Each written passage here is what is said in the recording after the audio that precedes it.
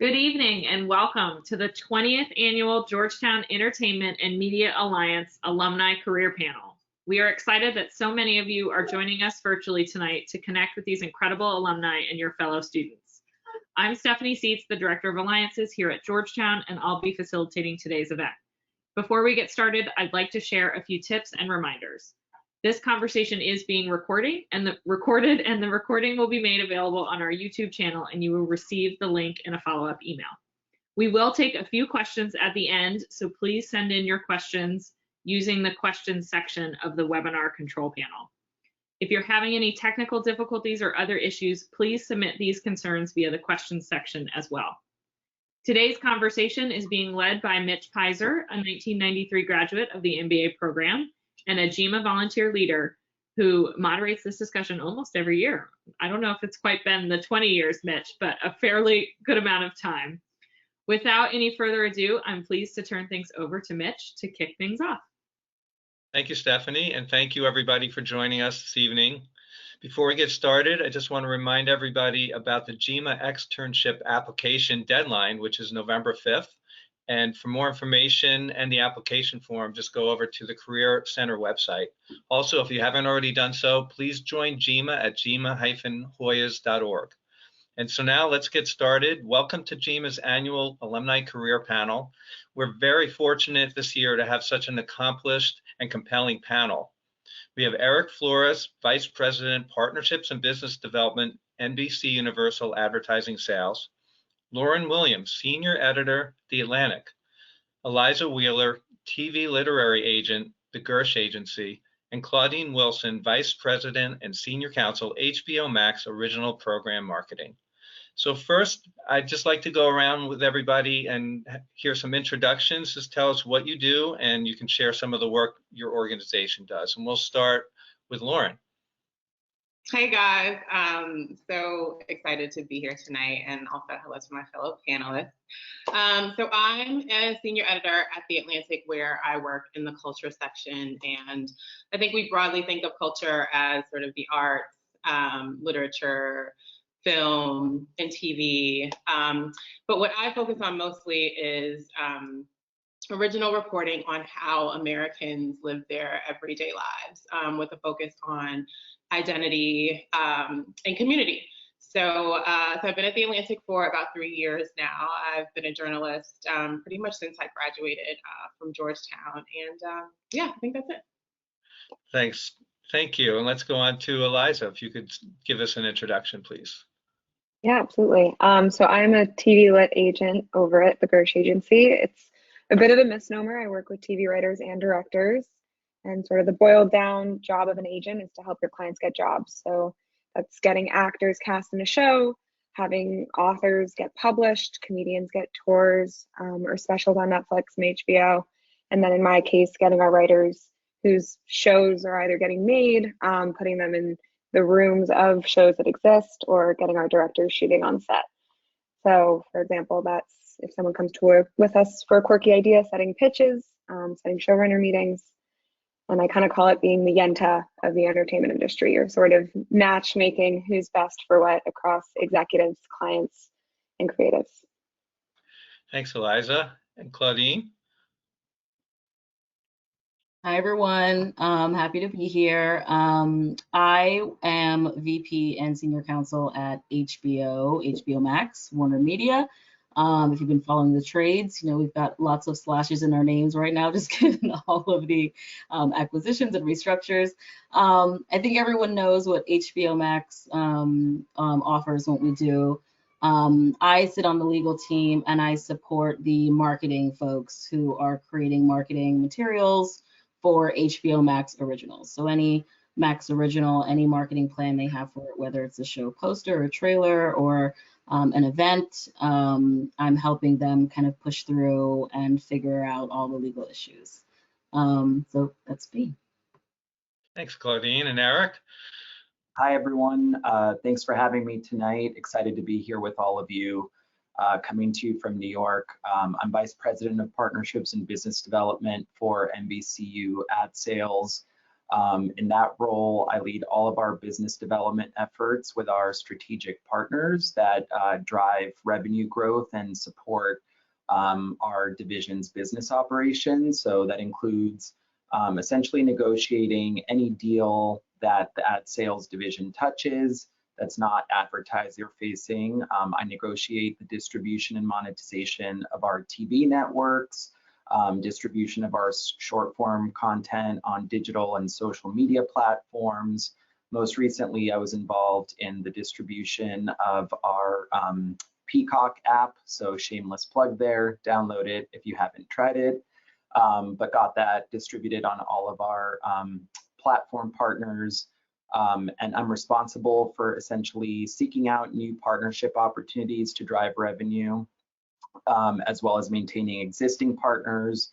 I develop our business models, negotiate the deals, and then track performance of those partnerships and report on them to executives. So I've been in this role for about 3 years, and prior to this, I was the lead digital ad sales lawyer. So I jumped from one boat to another, all within NBC. That's great. Thanks, Eric. We can go so deep with all of the panelists. There's so many exciting things going on in everybody's worlds. But I have to say, one of the things that really works great on this career panel is when we talk about how you all got started, and it really is helpful for students. So I think we'll just go in reverse order. So talk about how you got started and your career path to get to where you are now. So I'll start. Sure, that'd be great. Yeah, I can take that. So this is a bit of a cliche, but I'm originally from LA. And so I knew that I wanted to work in the entertainment industry since I was a kid. My family they were all immigrants, and I learned to speak English watching TV and going to the movies. So it was always an industry that fascinated me. When I was in college, I worked every summer for 20th Century Fox as an intern on the PR side. So that was before I knew I wanted to go to law school. Eventually, I decided I wanted to be an entertainment lawyer, and decided to go to Georgetown. That's my connection here. While I was in law school, I took entertainment law courses, IP courses, also was an active member of GEMA. And when I graduated from law school, I sought out law firms that would give me the opportunity to work with entertainment, media, and technology clients. So I went to a big New York law firm to start. And my initial clients were primarily focused in the tech space. So I represented Facebook, Apple, eBay on IP-related matters related to copyright, trademark, etc. I eventually transitioned over to a media boutique firm here in the city, where I was representing more of the publishers and TV networks on entertainment-related litigation. And then eventually, what happened was I transitioned in-house to NBC and took a bit of a left turn on my career, having been a litigator. I became a deal lawyer, transitioned into the digital advertising space here, and was advising on all sorts of matters for the ad sales division. About 3 years ago, I had an offer to leave to go to a startup, and the company wanted to keep me, and so therefore offered me a different type of opportunity. I knew personally that while I was enjoying being a lawyer at the time, that I wanted to try something besides being a lawyer down that later on in my career. And so it was a little bit of lightning in a bottle, and I decided to jump on the opportunity and made the transition. So I jumped into this role and now lead a lot of the same deals that I was doing from the legal side, but now focus on it from the business side.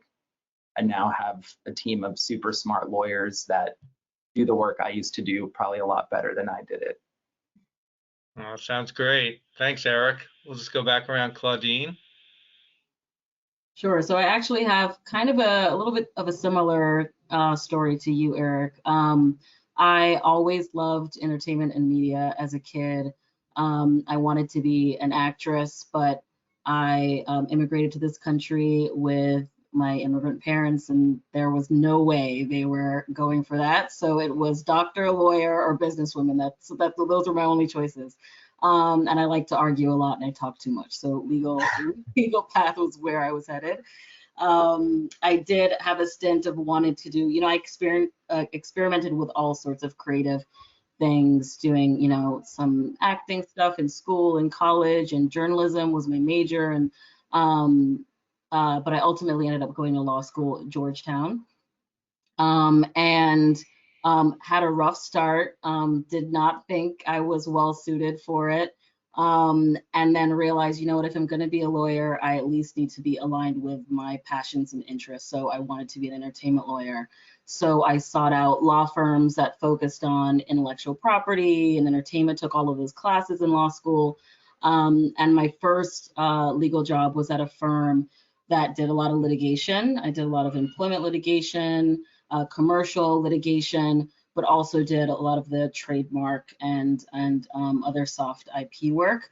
So that was kind of a great kind of stepping stone to my next job, which was at a firm that was a media entertainment boutique law firm that had a strong marketing practice. So I ended up joining the marketing legal team at that firm as opposed to the entertainment legal team, and really kind of, really enjoyed it. The marketing legal practice was a lot broader than I thought it was going to be. There was a lot that I needed to know. It always kept me on my toes. So I really enjoyed that, and stayed there for a while until I got the opportunity to move over to HBO, which I did almost 7 years ago now. And since being at HBO, I've just been supporting the marketing teams on everything. First, it was kind of brand campaigns for HBO, helping them with the privacy work related to consumer data, and program marketing for Cinemax and some HBO shows. And then once HBO Max came around, I got the opportunity to head up the HBO Max original program marketing team, supporting them with all the legal needs they may have. So that's what I've been doing. And it's very interesting and very fast paced, but it's fun stuff. Great stories. Thank you. And Eliza. Yeah, I think sort of hopefully the takeaway here is you should really start with a love of TV and media, because I was a complete TV addict as well. I would just watch anything I could get my hands on, and it was very much the disappointment of my parents. Lots of you're melting your brain, and myself just picturing ice cream, like strawberry ice cream goo dripping out my ears. And so to their chagrin, I tried to fit media into anything I did. So I actually studied psychology and cognitive science at Georgetown undergrad, with a focus on kids and tech, as sort of a way to prove my parents wrong, that my brain was fine and not developmentally stunted. And it took until junior year when I realized that it wasn't for me, the science side. I wanted to be in the heart of the industry. So I found an internship at a YouTube channel, and that's where I started kind of my entry into entertainment. I learned a lot, mostly that physical production is not for me. Even though it was YouTube, it started to sort of mess with the suspension of disbelief of my normal love of television. So I left and I went to a post-production company, which is essentially a house of editors. And I just learned that editors are gods, and I am not worthy to be among them. They threw me an A6 commercial. I got it down to, I think, 6 minutes, and was so proud, and they all laughed at me. And so from there, I went and I interned at one of the big 4 agencies, and that was kind of my light bulb moment. I was like, I can do current and development content and writers and directors and comedy and drama. And the youngest sibling in me was like, I can have it all. I don't have to give up anything. And so that was really the moment I knew that's what I wanted to do, and I wanted to be an agent.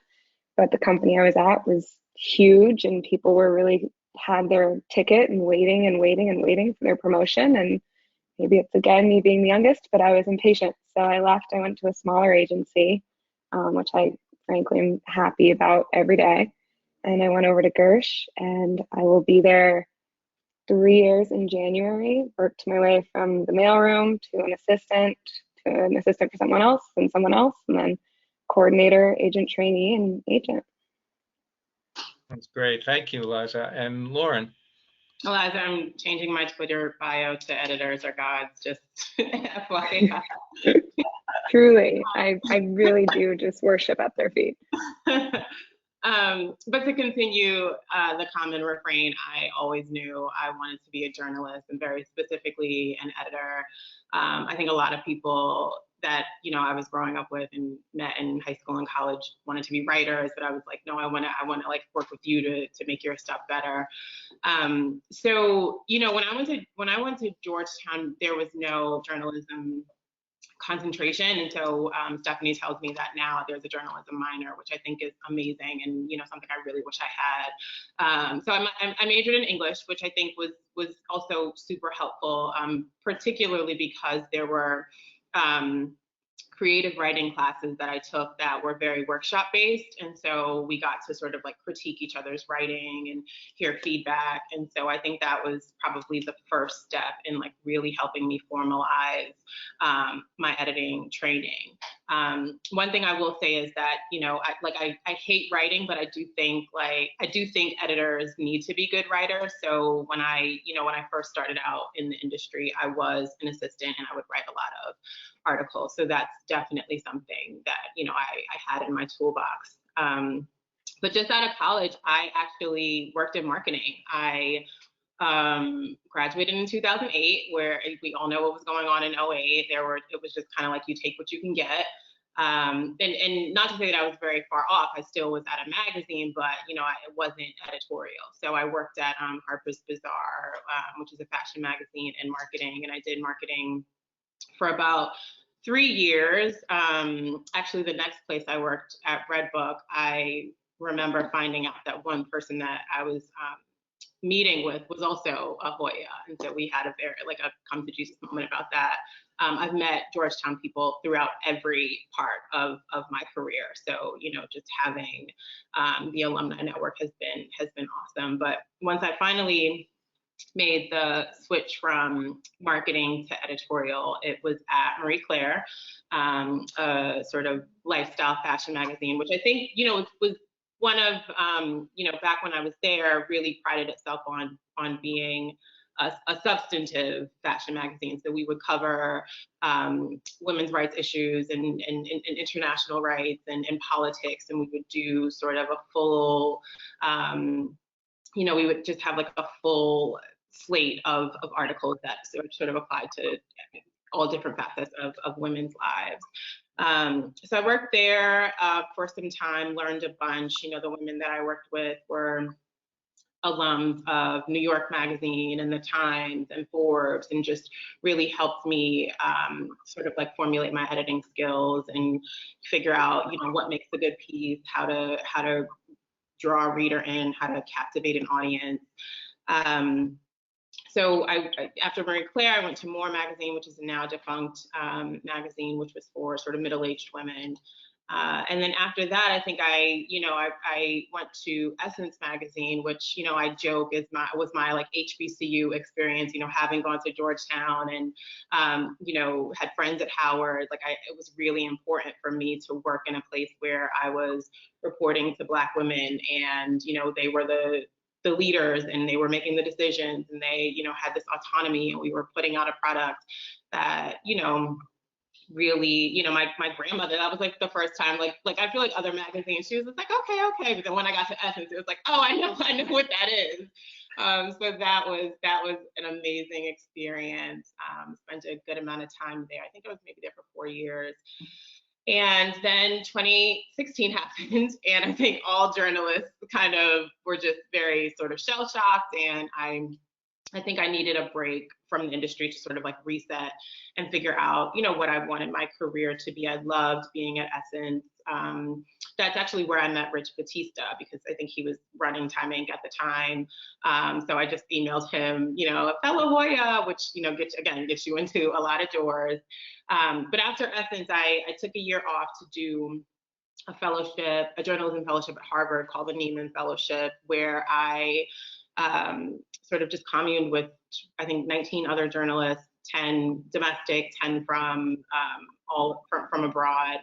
And I took classes. I studied, Black women's contributions to American society, since the 1800s. I, really had a chance to kind of reset. And I think, especially in journalism, because, the news cycle just goes and goes and goes. It's rare that you get a chance to step away. So that was very, very formative for me. And while I was there, I met Jeff Goldberg, who's the editor-in-chief of The Atlantic. And, we had a couple conversations about what I wanted my, next step to be. And I think having been at Essence, I knew for a fact that whatever work I did, I wanted to cover marginalized communities. I wanted to make sure, that Black folks and people of color and LGBTQ folks were always central to my work. And so that's what's led me to the culture vertical at The Atlantic today. Wow, thank you. Such inspiring stories all around, and it's great to hear them. And as we all think about, what students can do for themselves to get started. Times have changed, but passion for media and entertainment is there. And so, what would you suggest? What does your organization, or what do you look for? What kind of qualities? And when people are starting, and how do people get started? And who would like to start? Okay, thanks, Claudine. I could start that one. It's interesting because our team has had the opportunity to hire a lot of folks and grow since I've been there all 7 years. And I think the number one thing that I realize makes the difference between a successful employee at the company and one who may not be so successful, or maybe needs to find something else, this isn't a good fit, is exactly what we've been talking about. Some indicator that they are actually really passionate and interested in the area, in the space, in what we do.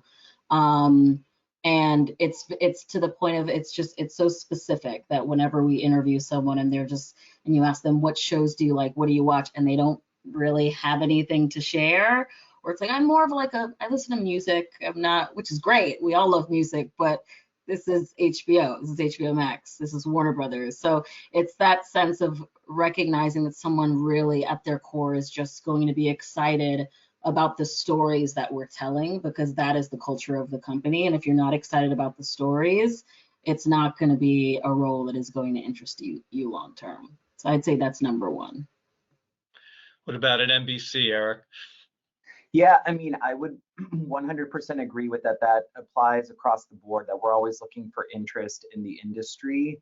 I think, the media and entertainment business, as probably everyone on here can attest, and as even the audience probably knows, is a highly competitive industry. So I think in addition to interest, there's always, what else does that person bring to the table to stand out? And I think someone who's really kind of a thought leader and looking to be innovative in whatever kind of field you're coming in to work for.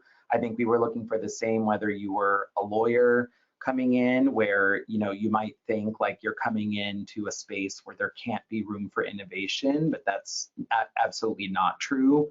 I think when you're in a business and you're on the legal side, often it's working within the gray areas, and that's where you innovate. And also there's always innovation around process. Lawyers notoriously are understaffed in-house, and so the more efficient you can be, the better. But I've noticed that as well on the business side, even when I moved over, is what does this person bring to the table? What does their passion for entertainment actually drive in terms of how they think about new approaches and new ideas? Because it's become just so competitive. It used to be, the historical 4 or 5 big media companies. And now with consolidation in the industry, it's like our competitors are tech companies that you have to stay relevant against now too. So smarts definitely matter, in addition to passion and a kind of drive to try to innovate. Thanks, Erick. How about, yeah, go ahead, Lauren. Oh yeah, I was just going to say, I'm always interested in folks who are just super ideas forward. I'm the kind of person where I know I have blind spots and I want to attract talent that is, you know, has their ear to the ground, like knows about things that I don't know about, that can teach me things, because that's how I think you brought in your readership, right?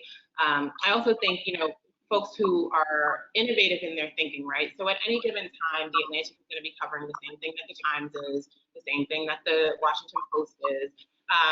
But I think what's different is figuring out like what's our angle, right? Like what makes this an Atlantic story? How are we going to feature sources and report this out differently? And someone who is constantly thinking, someone who's just in love with sort of the study of people, like that I think is what really makes someone who's going to be successful in journalism. Someone who likes to listen more than talk. Like whenever I meet people, like we'll be 45 minutes in before I've even said anything about myself, because I'm so interested in people. And so I think sort of that, just like that drive to just be like ideas hungry and forward thinking is always just very attractive, especially in journalism. That's great. Thank you, Lauren. And Eliza, what do you find is most important when you're looking at new people coming aboard? Yeah, absolutely. Well, I'm proud to say we've dropped our high school requirement and college requirement. So that's sort of part of our initiative of bringing in different perspectives. And I think kind of to Lauren's point, I always look for what people's angle is in this industry. Taste is so subjective, and kind of as agents in the industry, we're promoting different voices and stories. And so I came from a neurobiology comp sci background. What I think is great is not what my USC colleagues think is great. And so we want kind of diverse perspective. So I want someone who has those skills of drive. I always say, if you don't love media or you could do anything else, do it, because this is not the easiest path. And of course, passion, but also sort of different backgrounds, different perspectives. How does bringing you in make all of us better and make you better? Because I do think, especially at Gersh, we're such a small company that we really want to make sure that we have kind of every viewpoint which covered as much as possible. Mitch, if I can add on one thing to that, because I think it's actually raised an important point that's much more practical for those that, you know, might be interviewing for jobs. At NBC, with the big sea change that's happened kind of in the broader political and social climate around diversity and equity and inclusion, that's a focus that we actually raise now in our interview process. It's not necessarily about the candidates being diverse per se. Obviously, that is something we're always looking for, to build a robust, diverse candidate pool, but also what those candidates bring to the table as far as how interested are they in building diversity, equity, and inclusion in the workspace? What have they done in their prior roles to champion those initiatives? Because I think we're now looking to build a culture that's focused on that, and making sure that people that are coming in to the company actually not only necessarily represent different views to what Eliza said, but also wanting to build that internally here at the company. So pro tip for those interviewing, be prepared. I do want to add quickly, if there are any creatives in our kind of tech audience, write every day if that's what you're doing. If you're a director, we always say shoot a short, show us what you can do. We have actually a good number of Georgetown clients as well as Georgetown employees. So if there's anyone who's trying the creative path, it's sort of, we want unique voices. We want people that kind of know the industry, know the climate of the industry. And again, I think it all in this industry boils down to passion and drive, because it can be a rocky road. So you have to have those two things. It's so nice to hear so much commitment to diversity and opening doors and different perspectives, and I'm glad to hear it across the board here. It's nice to hear that getting ingrained into all of our companies. I'd like to move on a little bit to Georgetown. We had a little bit of a conversation about memories of Georgetown. It was all centered around food, but let's talk about how Georgetown played a role in your career path. And I'll start with you, Lauren. So yeah, I think it was those moments. I think probably junior in senior year when I was able to take sort of more elective classes in my major, where it was less about sort of professor to student and student to student. That kind of workshopping that we got to do on each other's essays, I think really fine-tuned my thinking in terms of what people are looking for, what parts of the story elicit emotion, what are people repelled by. Like, I think, you know, just having at any, like, I don't know, maybe like 9 or 10 other people like going at one exact story. Like, you don't get that feedback, right? Like, I mean, today you'll get like a million comments on Twitter about whatever we publish, but it's different from, you know, being in an environment in which, you know, folks are like really, really invested in helping you understand how to make a work better. So I think those classes, and Norma Tilden actually was one of my professors. I'm not sure if she's still there, but she taught a really immersive creative writing class that really just stuck with me. And also just not even with regard to journalism, but even just taking, I took a Toni Morrison class in which by Professor Dr. Angela Mitchell, and we read Morrison's entire canon over the semester, and just being able to sort of, again, immerse yourself in a Black woman's work in that way, I think just really helped me formulate the kinds of stories, formulate the ideas about the kinds of stories that I wanted to put out in the world, sort of, you know, understand, and by no means comparing myself to Toni Morrison, but just understanding the impact that she had on me as a young student, and also as a woman today. I think the beauty of the written word and the ability for language and literature to really connect with people, I think that just sort of solidified in me that journalism was exactly where I needed to be. Thanks, Lauren. How about you, Claudine? The role of Georgetown. I think for me, well, this is kind of, it's about networking, I think, for me. Like, you know, I think a lot of folks when we were in law school felt like networking happened outside of campus. Like, it happened with like the people who are actually in the industry, actually in business.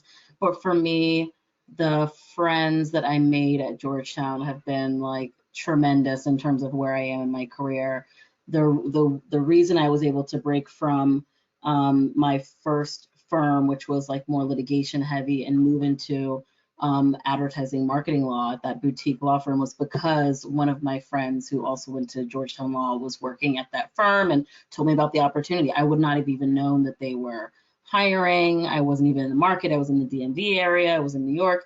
So having people who had shared interest and would tell me what's going on and get those, find out what opportunities were available for me was huge. And throughout, kind of like what you said, Lauren, about meeting Hoyas at every turn. Like, I've met people who graduated from Georgetown at every single job, at every single like meet and greet that I've been to. So it's that network that for me was really profound. And then the other thing is just teaching me how to think. My Georgetown law classes converted me from someone who was like really kind of, my mind was very much creatively bent, right? That was kind of the way that I thought. That's how I operated, and turned me into a lawyer and helped me think like a lawyer. So for me, yeah, Georgetown made all the difference, but really the networking was huge.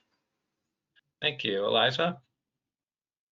Kelly Cole's TV and American Society course. And I tell every undergrad I talk to about this. She is incredible. It still exists right now. It's Women in TV in the 80s is the course this semester. And she took us through radio waves to Netflix. And it was one of those courses where I was still kind of grappling with what to do and if I wanted to jump into content head first. And her class really just laid out the science of scripted television affecting society and society affecting scripted television. So what I Dream of Jeannie actually meant about the time, what scripted shows look like after the OJ trials, just really getting into the social impact that scripted television and scripted content could have. And on the flip side of that, I took Mark Howard's Incarcerated Students course, which is essentially an English course where you are students with incarcerated fellows at DC jail at the time. And we read Just Mercy as mandatory reading. And a bunch of the guys inside were, I don't want to say angry, but frustrated, because who cares about a book no one reads books anymore. There are hundreds of thousands of books out there that we never get around to. And it was that year that through my internship, I found out that Michael B. Jordan had optioned the rights and it was going to be a movie. And I got to go in and tell the guys that this was going to be a movie. MBJ was going to be in it. People were going to care. And I went back to my house right by Tombs and I looked up what agency repped Bryan Stevenson and optioned that book, and it was Gersh. So it's really Georgetown that kind of led me to knowing which company was my fit and where I wanted to go. Great, thank you. And Erick? Yeah, I would echo what Claudine said about the network being such a huge issue and door opener for me. I think having had Georgetown alum in my network opened up the door to the first law firm I worked at my first summer in law school. Also the second law firm that I worked at, and those also helped me get connected internally to find the work that I wanted. More specifically, I also found my first job at NBC out of law school. I didn't mention that in my history, but since I graduated in 2009, it was when the Great Recession had kicked in. Our law firms had postponed our start date, so we had 1 year in between graduating and going to our firm, and so I found a job board that was semi-exclusive to Georgetown and a more kind of elite subset of universities that had this posting for NBCU.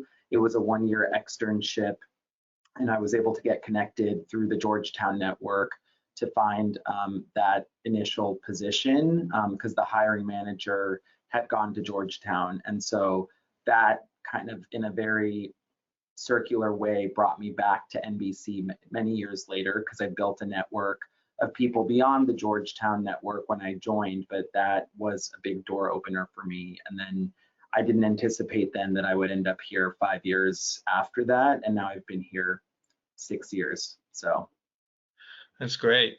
And you've all been giving some really great advice about how folks should be getting started, researching but I'd like to address that specifically. And Eliza, you mentioned, people should be writing and creating. What other activities, organizations, networking, what advice do you have for students who are coming up today? And Eliza, I'll let you start. Yeah, absolutely. I think agencies are sort of called the grad school of entertainment. A lot of places mandate agency or management experience. And so I always tell people that come to me to frame your resume into tasks that are useful for that position. So for example, a colleague of mine used to be a preschool teacher, and on her resume, it said planned activities for 3 to 4-year-olds. And I had her change it to organized schedules around big personalities. And it sounds silly, but it's true. And that is what you're going to have to do at some of these companies. And maybe an HR rep isn't going to read preschool and think that way. And so you kind of have to lead a horse to water.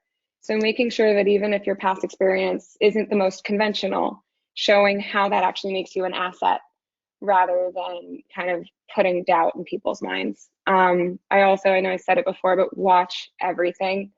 I know downtime after graduation can be daunting and scary, and going to a pre-professional university, you're like, I just want to get there. I unfortunately post-grad had surgery and was on bed rest and couldn't get anywhere.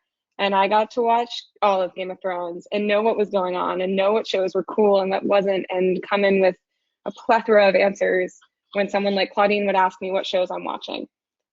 So really enjoy the time you have and the figuring it out to do your research, be on deadline, be on Variety, know what IATSE is, know what the WGA is, and really have that background knowledge so that when you go in that room, you can be the over-prepared Georgetown people that we are. Great. Lauren. Yeah, I mean, I'd say definitely internships. I mean, I feel like that's a given, but also I understand that we are likely talking to a lot of seniors as well. And so, you know, in looking for places to land, I think, you know, if you still have a local paper in your town, I value those as much as I do sort of a big name media company. I think a lot of the work that, you know, smaller publications do is really, really valuable. And so even if, you know, like, even if you know long-term you want to be at an Atlantic, you know, start at, I'm making this up, the San Francisco Star, you know what I mean? Like, I think it's totally fine to start at more, you know, local, smaller publications.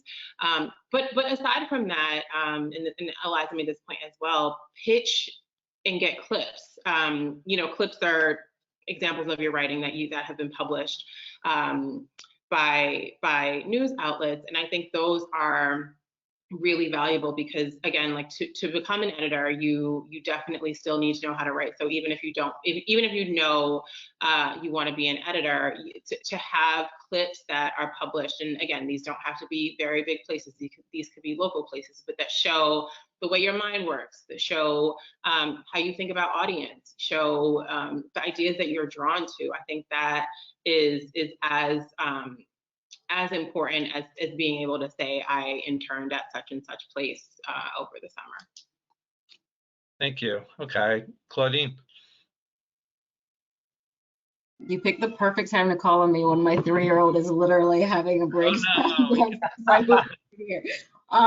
So I'll push past the screaming. I think like everything that Eliza and Lauren said, I think one thing I would add is if you can go to conferences, like what I wish I spent more time doing when I was in college was just like trying to find my people. So if I could have they have student discounts for some of these conferences, even if you have nothing to do with the business, if you find a conference on advertising or marketing law or you know, or journalism and magazine, if you could find something that you can attend, go check it out, go to some sessions, see if you can find your people, figure out who those folks are who you just feel like you align with. I also think, you know, there's costs with that, of course. So like Eliza said, watching everything, enjoying media and entertainment, knowing what you like, you might find a niche or find some kind of show or realize you're really into anime and then research, oh, what's the production company that created this? This is amazing. And then end up like pursuing working at that production company. So just follow your interest, I think is also good advice. Great, thank you. And Erick? I'm loving all of that. And so I think that the main thing I would add is less about kind of a tactical action that you could take, but more about how you mentally approach, I think, the industry generally. I think there is somewhat of a balance I think you have to take between short-term goals and long-term goals. I think Lauren started to touch on this when, you know, you might have these huge ambitions to go work for a big national publication, but everyone has to start somewhere, you know, somewhere. My first internship in college was working for a small private product placement agency. I had no idea what product placement was about. I had no idea, you know, I had no desire to be in the space. My boss at the time, or the person who owned the agency, was a handful.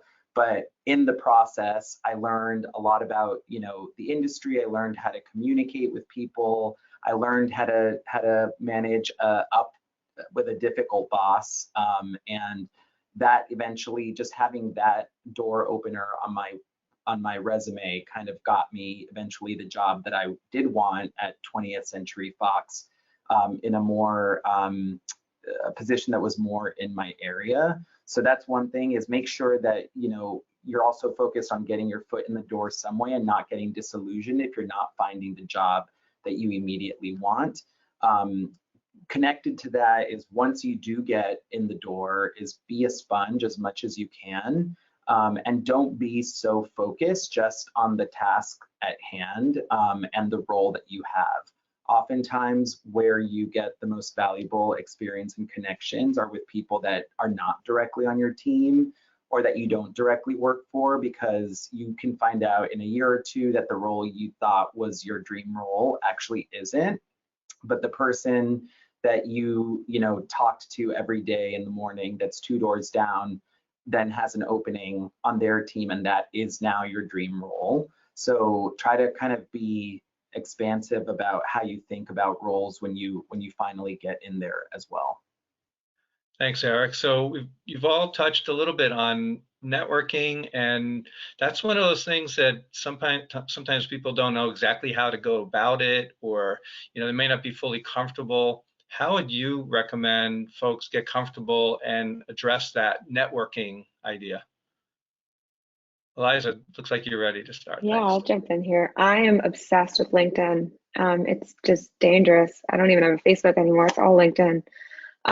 So my tip to sort of soon-to-be grads or people looking to get into the industry is always click the Georgetown box, click the entertainment box, and see who you find. As Lauren said, we sort of run into Hoyas everywhere, but we also love running into them.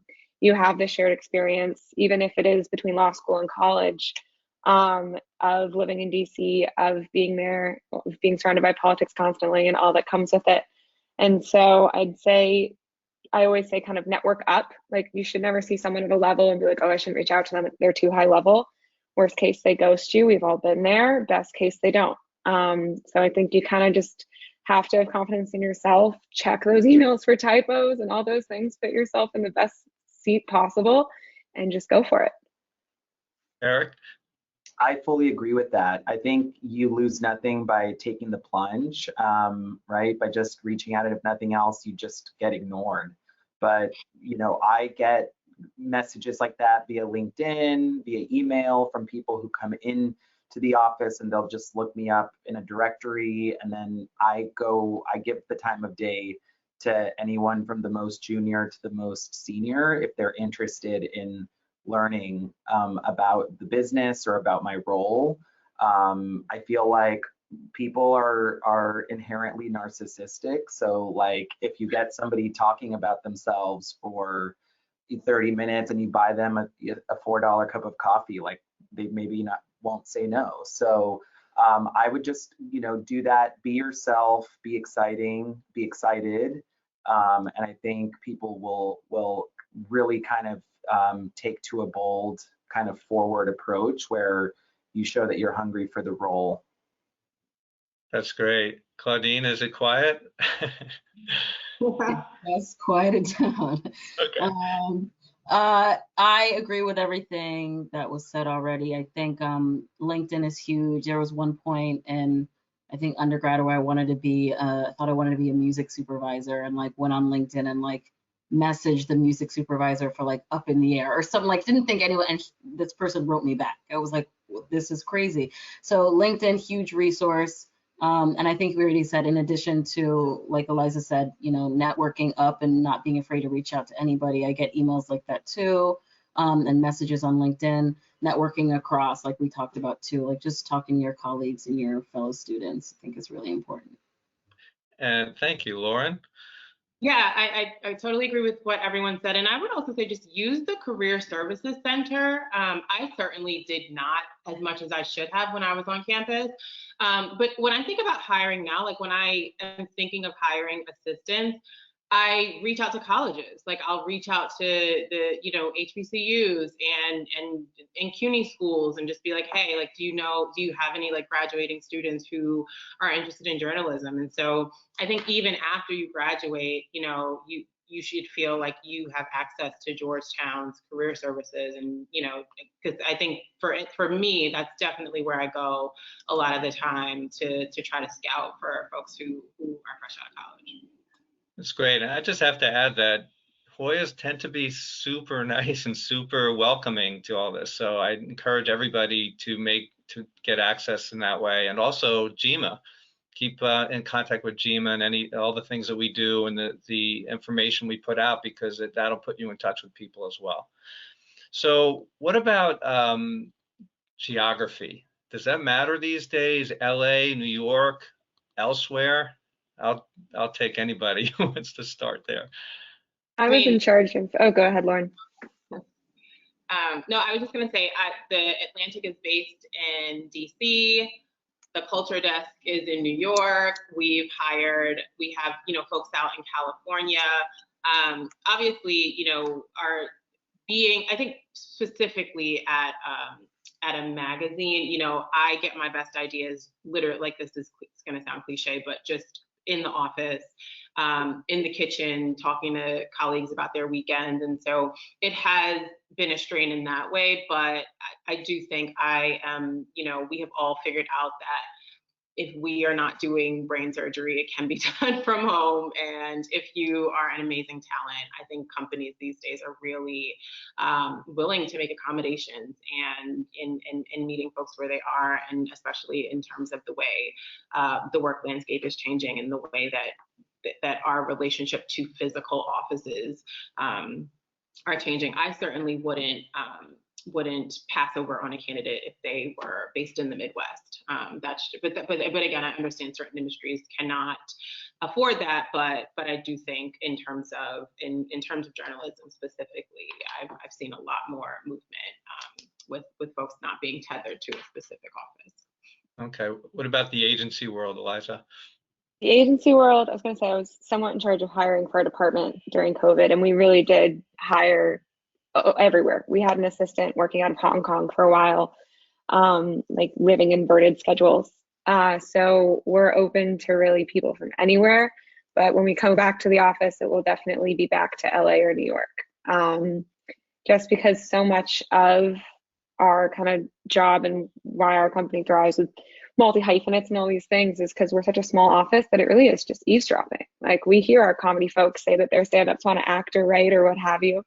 And so it's that kind of, as Lauren's saying, that in-person inspiration and collaboration that we really strive to get back to one day. Thank you. Erick? Yeah, I think it really depends on the industry and role that you're going to go into. So many of these roles can be more remote than others can be. I know for us, we are also now in a post-COVID world giving consideration beyond New York and LA as like the traditional centers. There's always a slight preference for those that are going to be in the local office that's doing the hiring, but for the right talent, I think you would 100% make an exception. And I think the one thing is just that if you're not local to the office, to just consider if you feel comfortable in that workspace yourself, because it's one thing to get the gig, but then to understand you as a person, whether you would feel connected enough to the team and motivated enough if you're not with your team and company to feel like you're actually incorporated into the culture. So it's not only about what the company's looking for, but also considering whether you as a person will be able to thrive in a more disconnected environment. Thanks, Erick. Claudine? I think the only thing that I would add to all of that is just the opportunities overseas now that just seem to be growing so much with like globalization of streaming services. HBO Max is expanding to different territories. That to me is really exciting. There are maybe opportunities to work for a company and work in a completely different country. So yeah, but other than that, our company is primarily New York, LA, and Atlanta. So we are those kind of major markets, but it's exciting to know that some folks are now based in London or Canada or, Latin America. So. Okay, well, we are actually flying by. We're getting to the end of the hour. So I just want to say a couple of things to wrap up. I can't thank you all enough. And I want to say that each year, it's just incredible to hear all the passion and the energy behind our alums. And I think that's one of the big takeaways, I hope, for everybody to see, that the passion and energy for the media and entertainment industry is what drives all of us. So I'm really just thrilled to be able to talk with everybody tonight. I did want to say that we're sorry that Colin Barnacle couldn't join us. Something came up at the last minute. But again, thank you all so much for joining us, and thank you to all the students. And I look forward to staying in touch with everybody. Thanks for having us. Thank you so much. Thank you. Thank you. Thanks, everyone. Please look out for the follow-up email, which will include the recording and a link to today's session. Thanks.